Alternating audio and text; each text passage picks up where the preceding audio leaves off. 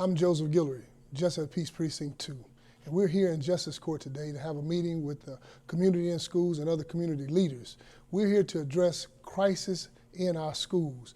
And we want to develop relationship and share resources. That's the theme of this event today, is resources and relationship. We're going to look at and research the resources that are available in the community to help this court, help our kids, and then we want to invite the community to partner with the individuals that are going to be here today that offer other resources. So we want to just really connect the resources that's intended to help the children in this community so that we can reduce some of the behavior issues that we're having in the classroom. We want to make sure that our children are productive, and we want to make sure that the parents know that we care about their child, and we want the parents also to partner with us.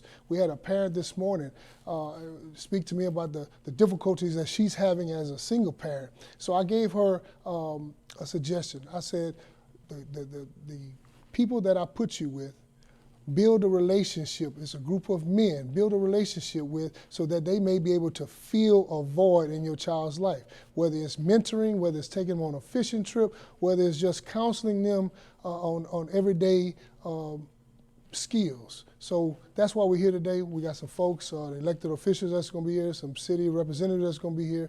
Those that make decisions in the city, the county are going to be here. And then we're going to have organizations that are going to be here to tell about what they offer as well. So we're looking forward to today's meeting, and hopefully this won't be our last one. This is just the beginning of making a change here in the community and in our school district. We're just, again, trying to address the crisis in the classroom. That's our whole goal here in the Justice Court, because of the things that we're hearing, the things that are happening, kids vaping, kids fighting, drug use, paraphernalia, the whole nine. We want to find a way to remedy those things. How you doing, man? You all right?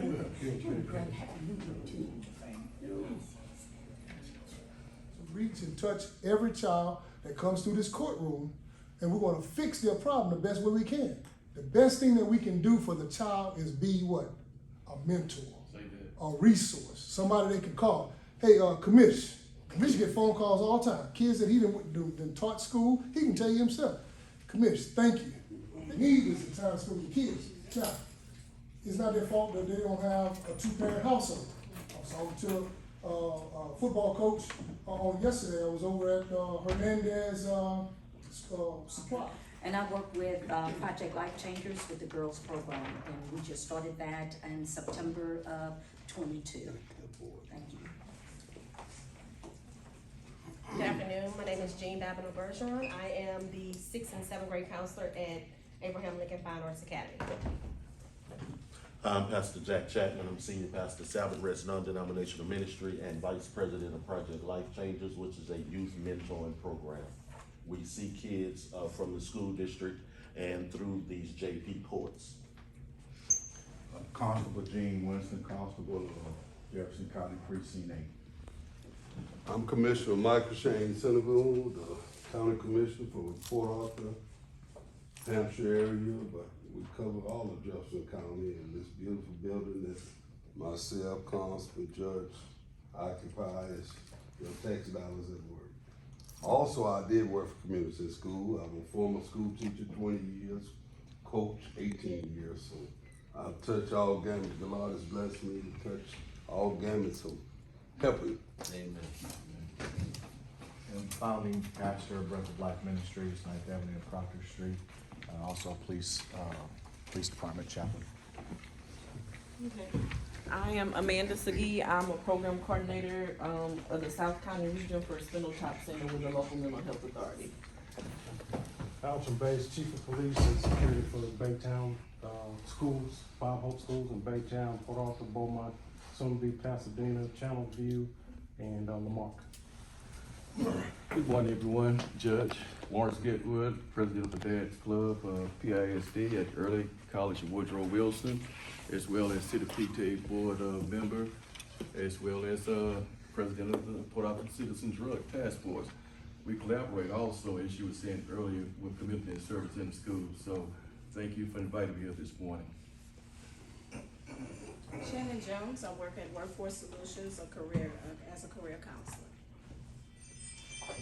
Roseanne Guerra, I am also with Workforce here in Port Arthur, Youth Career Counselor. Katrina Frank, I'm with Workforce Solutions. I work with adults, youth, and dislocated workers. I'm Norelia Reed. I'm the Youth Program Supervisor for Workforce Solutions of Southeast Texas. So we are able to serve youth from ages 16 to 24 is included in our youth programs. We're providing training, paid work experiences. We automatically qualify youth who have criminal backgrounds so that we can help them try to get on the right path. So we're looking forward to working with everybody. Pastor-elect, new Temple Missionary Baptist Church here in the city. I serve as recording secretary for the Baptist Ministers Union and PPAC, like People's Political Action Committee. Thank you. Captain Reginald Boykin, Supervisor Fugitive Warrant Division in Meade County, and I'm glad to be part of this organization. Hello everyone, I'm Carolyn Thibodeau. I work for the City of Port Arthur and I am your children's young adult librarian. And I'm looking forward to working with everyone collectively. We also serve adults, and we serve everyone. So we have a lot of different programs that we offer through the WIOA Act. It's the Workforce Innovation and Opportunity Act. And that program allows us to serve our folks out here in a lot of different ways. So with the youth program, as I said, with certain youth are going to be automatically qualified for our services. Our services include providing paid work experiences. So our youth who do not have a job or do not have any kind of resume experience with regard to what working for someone or being employed means, and understanding your value and worth and what that means when you are on a job site. You don't have the technology needs. You need a laptop or something in order to finish school. We may be able to help you with that service. So any kind of barriers that may come up, we want to try to help our kids. We have a no-cost training programs. So these, I don't have one of those. There are targeted occupations in our region. These targeted occupations are the ones that are hiring the most right now in Southeast Texas. So what we do, the Workforce Board has partnered with a lot of training agencies, and we can support our customers in getting training at no cost. People that come in and went through the classes and they felt that it was no way out. They were like, I didn't know you guys did this. They think it's just, unemployment, Job search. and job search. And we do job search. It's very successful. When they come in and get on the computers, we have ladies that help with resume help, with giving them ideas of what to put and make the perfect resume, and job searches. We do that as well. Once you register for a class, we put you in job search, send emails, often for them to find different jobs in what they're going to school for and for what they're already qualified for. A lot of people work in retail, customer service, so we try to get them in some of those jobs that'll work around their schedule so they can go to school. I served as the president of Woodrow Wilson Early College Dads Club. We're also an extension of the PTA, City Board PTA member as well. But also, I'm looking around up here, we're an extension of so many, including the judge, including Commissioner Shane, one of our most important people that's there each and every month with us, Constable Gene Winston. Yay. Okay, work with everyone else in the community that actually is building our young men up and their households up.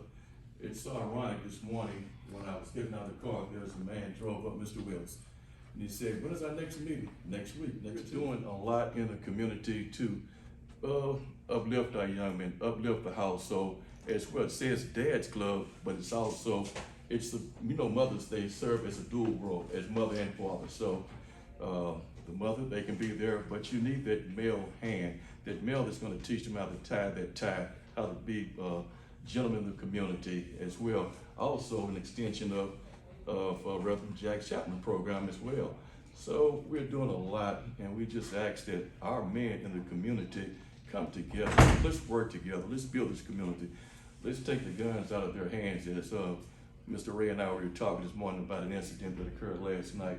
If we could reach them at the age they're at now, trust me, we'll get the guns off the street, and our young men will be productive citizens of the community, of some communities. So we got a lot of work to do, but I appreciate you bringing us in this morning, Judge, and I appreciate how you come and speak to our kids and our dads each month. When we call for you, he's there. So we have assets, valued assets in the community, but we need to utilize them. We have a program, we use it as an intern program, we call it Village Connection, and basically what it is we found when we started that church 16 years ago, that we had a lot of kids in the neighborhood that had no life skills.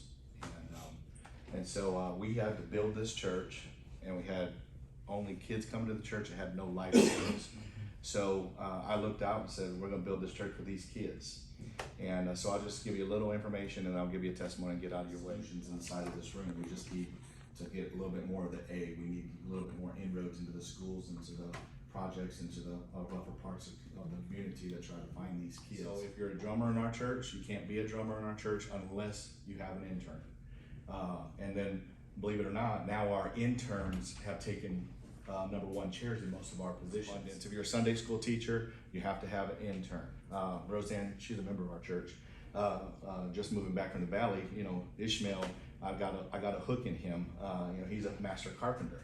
And so when he starts working around the church, he's working on a property of ours today, but once he starts working around the church, he's gonna be having an intern with him teaching this kid life skills. For the youth of tomorrow, you have to give them opportunity and then trust and realize that they're kids and they're gonna make some mistakes along the way. My testimony, I'll tell you just this last testimonial. I had a 16-year-old kid in church. He was horrible. He was so lazy, so lazy. I would, every work detail, I'd go find him in a closet, reading a book. I'm the lead site coordinator for communities and schools of Southeast Texas. In Port Arthur, I supervise all campuses in Port Arthur. Communities and Schools is a stay-in-school program. We help students with academic, attendance, and behavior issues. In order for them to receive the services, the parents have to sign a consent form. And that starts the ball rolling. We're in the schoolhouse. I actually work in Lincoln, but like I said, I supervise all of the Port Arthur campuses. So if you know students that could benefit, that they're having issues in those areas, there's a site coordinator, 2 at Memorial, on each campus. Assistance with that. Different things on the campus, we try to make sure our goals align with what the campus goals are. We had an issue, I don't know how much time I have. They didn't really understand, or they just chose to do the wrong thing. So I talked to the students about it, gave out incentives for the kids being in the program with us. But kids learn differently. So I had a piece of PVC pipe that I purchased from Drago's. Not to toot their horn, because it came from Parker. But I got a piece of PVC pipe from Drago and had them to see what the actual pipe looks like. This is part of the plumbing system. So some of them are like, oh, that's what, yeah, that's gonna cause a clog and it's gonna back up. Funds into it. But the main purpose is to get the parents on board with us so that we can make sure the kids are successful. We have students in elementary on up to high school. When we initially started CIS, we were on the middle school and high school campus. And my thing was, we need to get them at the foundation. So if you work with them at the elementary level, we still can make sure that those kids get in school, receive the services that they need, graduate, and be productive citizens.